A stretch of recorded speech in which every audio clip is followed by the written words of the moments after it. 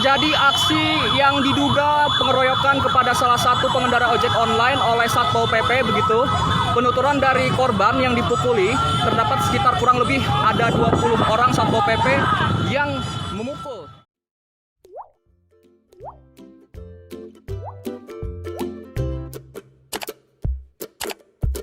Sempat terjadi keributan antara petugas Satpol PP dan ojek online di area kantor Satpol PP di kawasan Masjid Agung Bandung.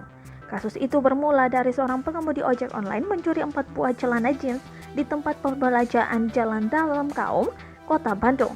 Pelaku bernama Hasan kemudian diamankan ke kantor Satpol PP lantaran sempat diamuk massa.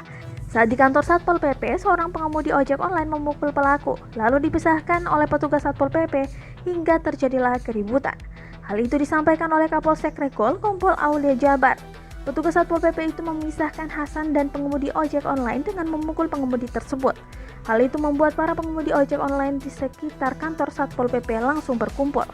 Peristiwa itu terjadi saat Hasan sedang berada di kantor Satpol PP untuk diinterogasi di dalam kantor. Setelah diinterogasi, Hasan akan diserahkan ke pihak kepolisian.